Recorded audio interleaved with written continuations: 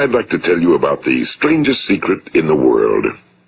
Some years ago, the late Nobel Prize-winning Dr. Albert Schweitzer was being interviewed in London, and a reporter asked him, "Doctor, what's wrong with men today?" And the great doctor was silent a moment, and then he said, "Men simply don't think." It's about this that I want to talk with you. We live today in a golden age. This is an era that man has looked forward to, dreamed of, and worked toward for thousands of years. But since it's here, we pretty well take it for granted. We in America are particularly fortunate to live in the richest land that ever existed on the face of the earth, a land of abundant opportunity for everyone. But do you know what happens? Well,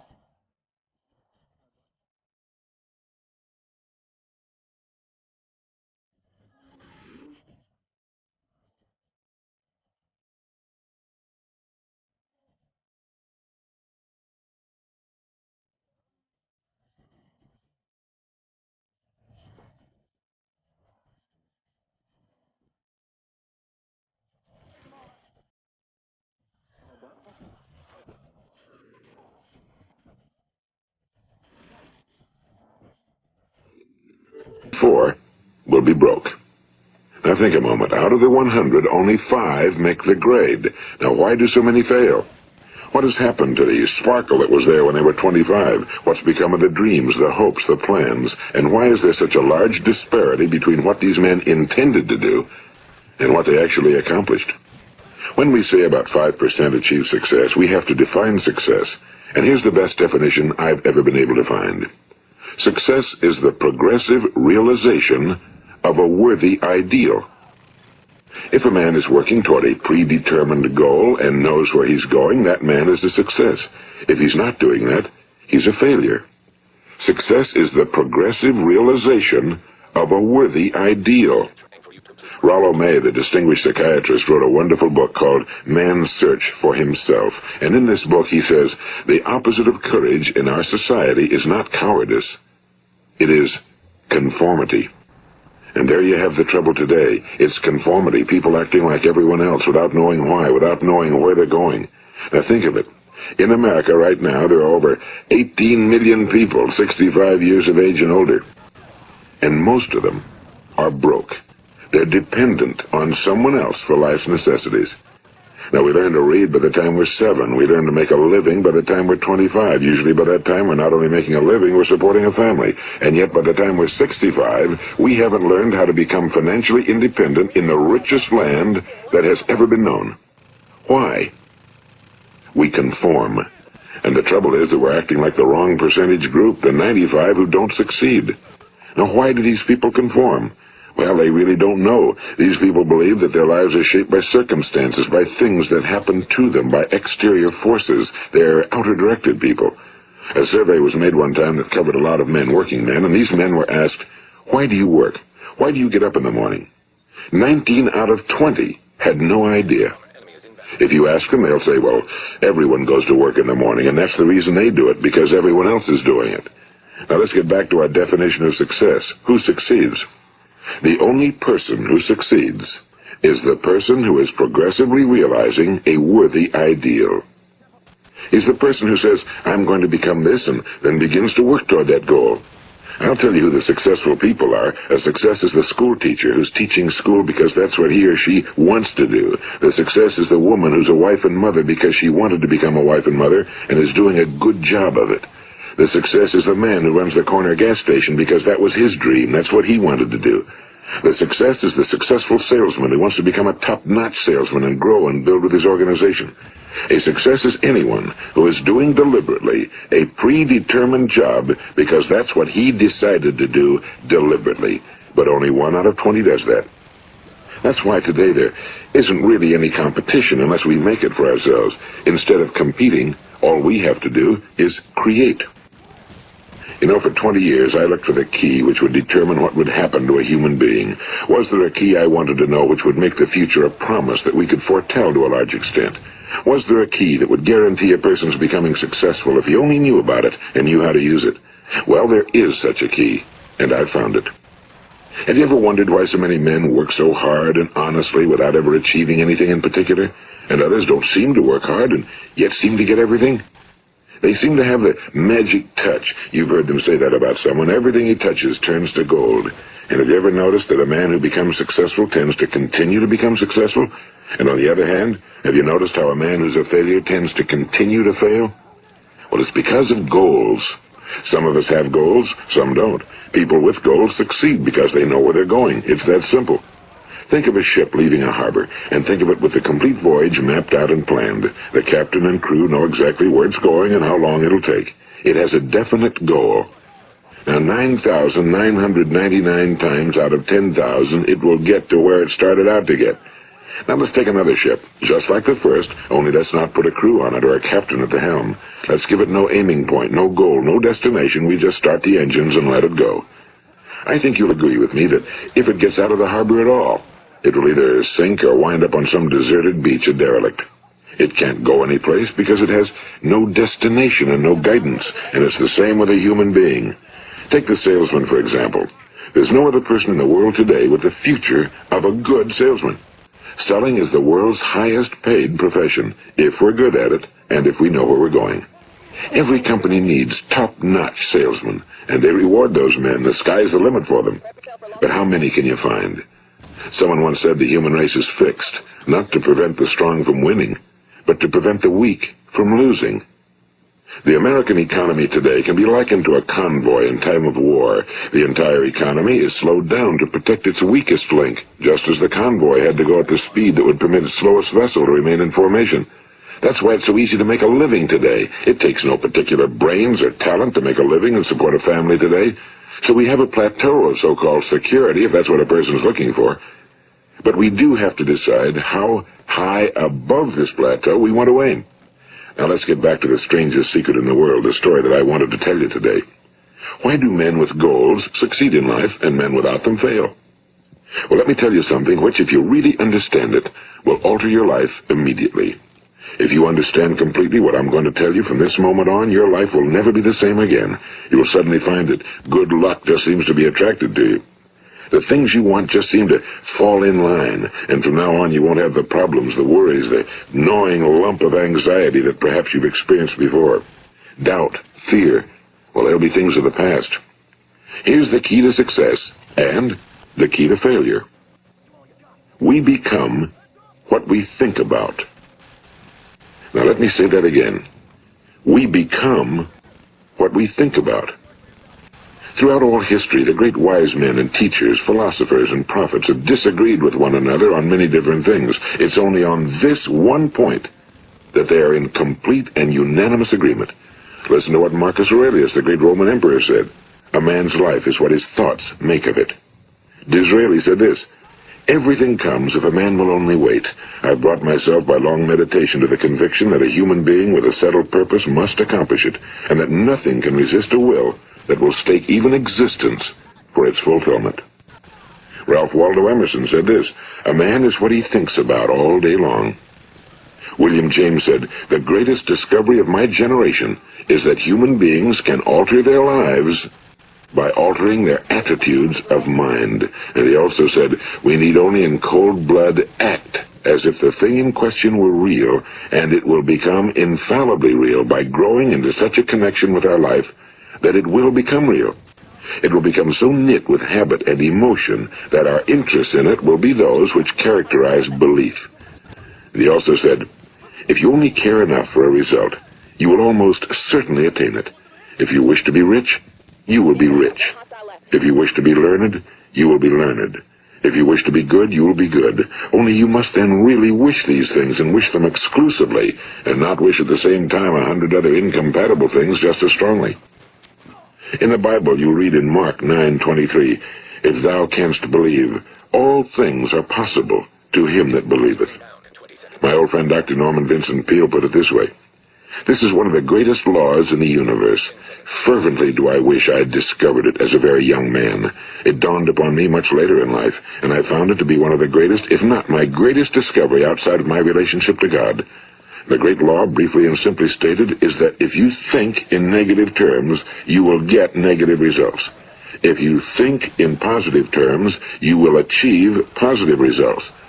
That is the simple fact, he went on to say, which is at the basis of an astonishing law of prosperity and success. In 3 words, believe and succeed. William Shakespeare put it this way: our doubts are traitors and make us lose the good we oft might win by fearing to attempt. George Bernard Shaw said, people are always blaming their circumstances for what they are. I don't believe in circumstances. The people who get on in this world are the people who get up and look for the circumstances they want, and if they can't find them, make them. Well, it's pretty apparent, isn't it? And every person who discovered this for a while believed that he was the first one to work it out. We become what we think about. Now, it stands to reason that a person who's thinking about a concrete and worthwhile goal is going to reach it, because that's what he's thinking about, and we become what we think about. Conversely, the man who has no goal, who doesn't know where he's going, and whose thoughts must therefore be thoughts of confusion and anxiety and fear and worry, becomes what he thinks about. His life becomes one of frustration and fear and anxiety and worry. And if he thinks about nothing, he becomes nothing. Now, how does it work? Why do we become what we think about? Well, I'll tell you how it works as far as we know. Now, to do this, I want to tell you about a situation that parallels the human mind. Suppose a farmer has some land, and it's good fertile land. Now, the land gives the farmer a choice. He may plant in that land whatever he chooses. The land doesn't care. It's up to the farmer to make the decision. Now, remember, we're comparing the human mind with the land because the mind, like the land, doesn't care what you plant in it. It will return what you plant, but it doesn't care what you plant. Now let's say that the farmer has 2 seeds in his hand. One is a seed of corn, the other is nightshade, a deadly poison. He digs 2 little holes in the earth and he plants both seeds, one corn, the other nightshade. He covers up the holes, waters, and takes care of the land, and what will happen? Invariably the land will return what's planted. As it's written in the Bible, as ye sow, so shall ye reap. Now remember, the land doesn't care. It'll return poison in just as wonderful abundance as it will corn. So up come the 2 plants, one corn, one poison. Now, the human mind is far more fertile, far more incredible and mysterious than the land, but it works the same way. It doesn't care what we plant. Success, failure. A concrete, worthwhile goal, or confusion. Misunderstanding, fear, anxiety, and so on. But what we plant, it must return to us. You see, the human mind is the last great unexplored continent on Earth. It contains riches beyond our wildest dreams. It will return anything we want to plant. Now, you might say, well, if that's true, why don't people use their minds more? Well, I think they figured out an answer to that one, too. Our mind comes as standard equipment at birth. It's free, and things that are given to us for nothing we place little value on. Things that we pay money for, we value. The paradox is that exactly the reverse is true. Everything that's really worthwhile in life came to us free. Our minds, our souls, our bodies, our hopes, our dreams, our ambitions, our intelligence, our love of family and children and friends and country, all these priceless possessions are free. But the things that cost us money are actually very cheap and can be replaced at any time. A good man can be completely wiped out and make another fortune. He can do that several times. Even if our home burns down, we can rebuild it. But the things we got for nothing, we can never replace.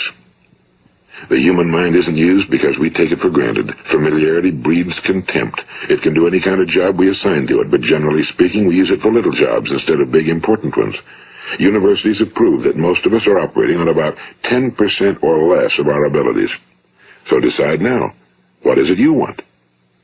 Plant your goal in your mind. It's the most important decision you'll ever make in your entire life. What is it you want? Do you want to be an outstanding salesman? A better worker at your particular job? Do you want to go places in your company? In your community? Do you want to get rich? All you've got to do is plant that seed in your mind, care for it, work steadily toward your goal, and it will become a reality. It not only will, there's no way that it cannot. You see, that's a law, like the laws of Sir Isaac Newton, the laws of gravity. If you get on top of a building and jump off, you'll always go down, you'll never go up, and it's the same with all the other laws of nature. They always work. They're inflexible. Think about your goal in a relaxed, positive way. Picture yourself in your mind's eye as having already achieved this goal. See yourself doing the things you will be doing when you've reached your goal. Ours has been called the phenobarbital age, the age of ulcers and nervous breakdowns and tranquilizers. At a time when medical research has raised us to a new plateau of good health and longevity, far too many of us worry ourselves into an early grave trying to cope with things in our own little personal ways without learning a few great laws that will take care of everything for us. These things we bring on ourselves through our habitual way of thinking. Every one of us is the sum total of his own thoughts. He is where he is because that's exactly where he really wants to be, whether he'll admit that or not. Each of us must live off the fruit of his thoughts in the future, because what you think today and tomorrow, next month and next year, will mold your life and determine your future. You're guided by your mind. I remember one time I was driving through eastern Arizona and I saw one of those giant earth-moving machines roaring along the road at about 35 miles an hour with what looked like 30 tons of dirt in it. A tremendous, incredible machine. And there was a little man perched way up on top with the wheel in his hands guiding it. And as I drove along, I was struck by the similarity of that machine to the human mind. Just suppose you're sitting at the controls of such a vast source of energy. Are you going to sit back and fold your arms and let it run itself into a ditch? Or are you going to keep both hands firmly on the wheel and control and direct this power to a specific, worthwhile purpose? It's up to you. You're in the driver's seat. You see, the very law that gives us success is a two-edged sword. We must control our thinking. The same rule that can lead a man to a life of success, wealth, happiness, and all the things he ever dreamed of for himself and his family. That very same law can lead him into the gutter. It's all in how he uses it, for good or for bad. This is the strangest secret in the world. Now, why do I say it's strange, and why do I call it a secret? Actually, it isn't a secret at all. It was first promulgated by some of the earliest wise men, and it appears again and again throughout the Bible, but very few people have learned it, understand it. That's why it's strange, and why for some equally strange reason it virtually remains a secret. I believe that you could go out and walk down the main street of your town and ask one man after another what the secret of success is, and you probably wouldn't run into one man in a month who could tell you. Now, this information is enormously valuable to us if we really understand it and apply it. It's valuable to us not only for our own lives, but the lives of those around us, our families, employees, associates, and friends. Life should be an exciting adventure. It should never be a bore. A man should live fully, be alive. He should be glad to get out of bed in the morning. He should be doing a job he likes to do because he does it well. One time I heard Grove Patterson, the great late editor-in-chief of the Toledo Daily Blade, make a speech, and as he concluded his speech, he said something I've never forgotten. He said, "My years in the newspaper business have convinced me of several things. Among them, that people are basically good, and that we came from someplace, and we're going someplace. So we should make our time here an exciting adventure. The architect of the universe didn't build a stairway leading nowhere." And the greatest teacher of all, the carpenter from the plains of Galilee, gave us the secret time and time again. As ye believe, so shall it be done unto you. I've explained the strangest secret in the world and how it works. Now on this side I want to explain how you can prove to yourself the enormous returns possible in your own life by putting this secret to a practical test. I want you to make a test that will last 30 days. It isn't going to be easy, but if you'll give it a good try, it will completely change your life for the better. Now, back in the 17th century, Sir Isaac Newton, the English mathematician and natural philosopher, gave us some natural laws of physics which apply as much to human beings as they do to the movement of bodies in the universe. And one of these laws is that for every action, there is an equal and opposite reaction. Simply stated, as it applies to you and me, it means we can achieve nothing without paying the price. The results of your 30-day experiment will be in direct proportion to the effort you put forth. To be a doctor, you must pay the price of long years of difficult study. To be successful in selling, and remember that each of us succeeds to the extent of his ability to sell. Selling our families on our ideas, selling education in schools, selling our children on the advantages of living the good and honest life, selling our associates and employees on the importance of being exceptional people. To, of course, the profession of selling itself. But to be successful in selling our way to the good life, we must be willing to pay the price. Now, what is that price? Well, it's many things. First, it's understanding emotionally, as well as intellectually, that we literally become what we think about, that we must control our thoughts if we're to control our lives. It's understanding fully that as ye sow, so shall ye reap. Second, it's cutting away all fetters from the mind and permitting it to soar as it was divinely designed to do. It's the realization that your limitations are self-imposed and that the opportunities for you today are enormous beyond belief. It's rising above narrow-minded pettiness and prejudice. And third, it's using all your courage to force yourself to think positively on your own problem, to set a definite and clearly defined goal for yourself, to let your marvelous mind think about your goal from all possible angles, to let your imagination speculate freely upon many different possible solutions, to refuse to believe that there are any circumstances sufficiently strong to defeat you in the accomplishment of your purpose, to act promptly and decisively when your course is clear, and to keep constantly aware of the fact that you are, at this moment, standing in the middle of your own acres of diamonds, as Russell Conwell used to point out. And fourth, save at least 10% of every dollar you earn. It's also remembering that no matter what your present job, it has enormous possibilities if you're willing to pay the price. Now let's just go over the important points in the price each of us must pay to achieve the wonderful life that can be ours. It is, of course, worth any price. 1. You will become what you think about. 2. Remember the word imagination and let your mind begin to soar. 3. Courage. Concentrate on your goal every day.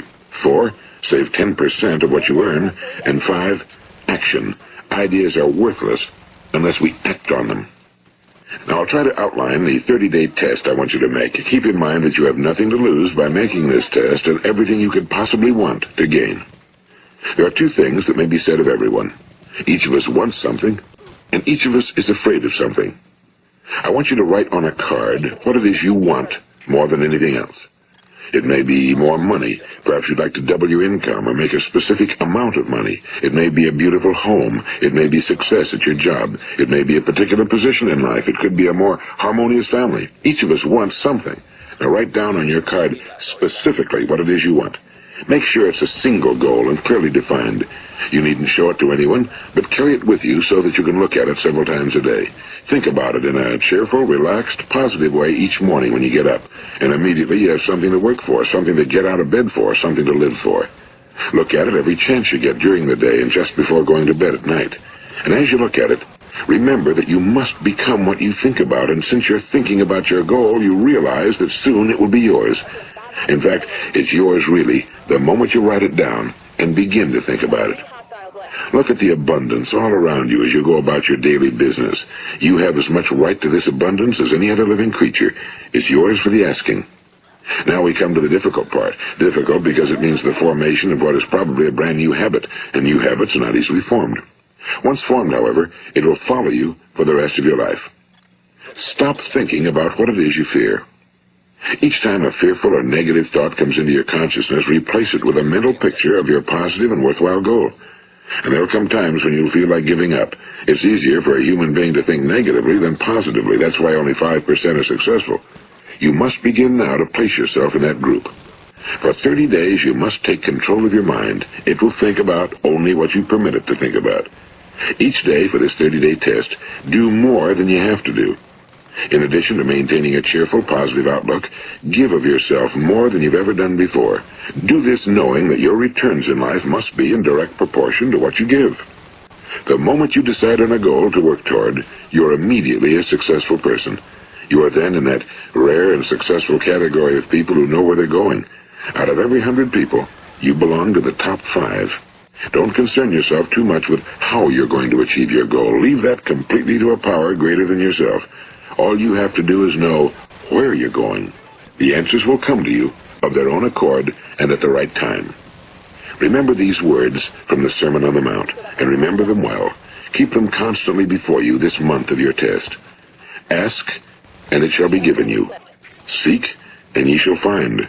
Knock, and it shall be opened unto you. For every one that asketh receiveth, and he that seeketh findeth, and to him that knocketh it shall be opened. It's as marvelous and as simple as that. In fact, it's so simple that in our seemingly complicated world, it's difficult for an adult to understand that all he needs is a purpose and faith. For 30 days, do your very best. If you're a salesman, go at it as you've never done before, not in a hectic fashion, but with the calm, cheerful assurance that time well spent will give you the abundance in return you deserve and want. If you're a homemaker, devote your 30-day test to completely giving of yourself without thinking about receiving anything in return, and you'll be amazed at the difference it makes in your life. No matter what your job, do it as you've never done it before for 30 days. And if you've kept your goal before you every day, you'll wonder and marvel at this new life you've found. Dorothea Brand, the outstanding editor and writer, discovered it for herself and tells about it in her fine book, Wake Up and Live. Her entire philosophy is reduced to the words, act as though it were impossible to fail. She made her own test with sincerity and faith, and her entire life was changed to one of overwhelming success. Now, you make your test for 30 full days. Don't start your test until you've made up your mind to stick with it. You see, by being persistent, you're demonstrating faith. Persistence is simply another word for faith. If you didn't have faith, you'd never persist. If you should fail during your first 30 days, by that I mean suddenly find yourself overwhelmed by negative thoughts, you've got to start over again from that point and go 30 more days. Gradually, your new habit will form until you find yourself one of that wonderful minority to whom virtually nothing is impossible. And don't forget the card. It's vitally important as you begin this new way of living. On one side of the card, write your goal, whatever it may be. On the other side, write the words we've quoted from the Sermon on the Mount. Ask, and it shall be given you. Seek, and ye shall find. Knock, and it shall be opened unto you. Nothing great was ever accomplished without inspiration. See that during these crucial first 30 days, your own inspiration is kept at a peak. And above all, don't worry. Worry brings fear, and fear is crippling. The only thing that can cause you to worry during your test is trying to do it all yourself. Know that all you have to do is hold your goal before you. Everything else will take care of itself. Remember also to keep calm and cheerful. Don't let petty things annoy you and get you off course. Now, since making this test is difficult, some will say, why should I bother? Well, look at the alternative. No one wants to be a failure. No one really wants to be a mediocre individual. No one wants a life constantly filled with worry and fear and frustration. Therefore, remember that you must reap that which you sow. If you sow negative thoughts, your life will be filled with negative things. If you sow positive thoughts, your life will be cheerful, successful, and positive. Now, gradually, you will have a tendency to forget what you've heard on this recording. Play it often. Keep reminding yourself of what you must do to form this new habit. Gather your whole family around at regular intervals and listen to what's been said here. You know, most men will tell you that they want to make money without understanding the law. The only people who make money work in a mint. The rest of us must earn money. This is what causes those who keep looking for something for nothing or a free ride to fail in life. The only way to earn money is by providing people with services or products which are needed and useful. We exchange our time and our product or service for the other man's money. Therefore, the law is that our financial return will be in direct proportion to our service. Now, success is not the result of making money.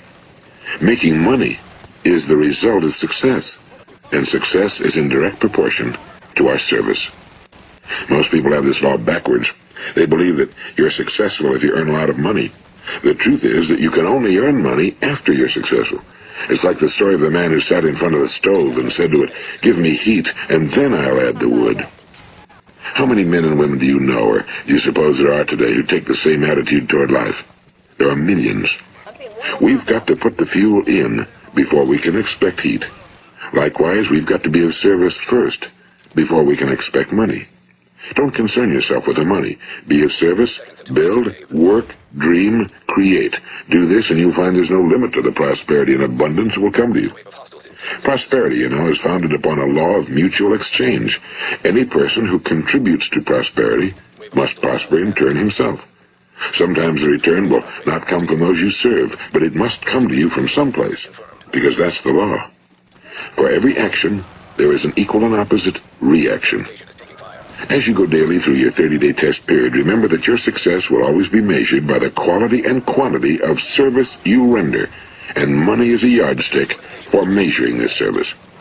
No man can get rich himself unless he enriches others. Now, there are no exceptions to a law. You can drive down any street in America and from your car estimate the service that's being rendered by the people living on that street. Had you ever thought of this yardstick before? It's interesting. Some, like ministers and priests and other devoted people, measure their returns in the realm of the spiritual, but again, their returns are equal to their service. Once this law is fully understood, any thinking person can tell his own fortune. If he wants more, he must be of more service to those from whom he receives his return. If he wants less, he has only to reduce his service. This is the price you must pay for what you want. If you believe you can enrich yourself by deluding others, you can end only by deluding yourself. It may take some time, but just as surely as you breathe, you'll get back what you put out. Don't ever make the mistake of thinking you can avert this. It's impossible. The prisons and the streets where the lonely walk are filled with people who tried to make new laws just for themselves. We may avoid the laws of man for a while, but there are greater laws that cannot be broken.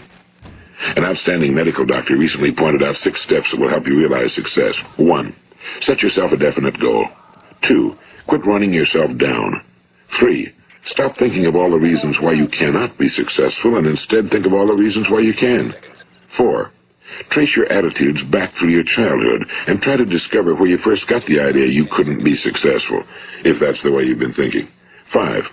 Change the image you have of yourself by writing out a description of the person you would like to be. And 6. Act the part of the successful person you have decided to become. The doctor who wrote those words is a noted West Coast psychiatrist, Dr. David Harold Fink. Do what the experts since the dawn of recorded history have told you must do. Pay the price by becoming the person you want to become. It's not nearly as difficult as living unsuccessfully.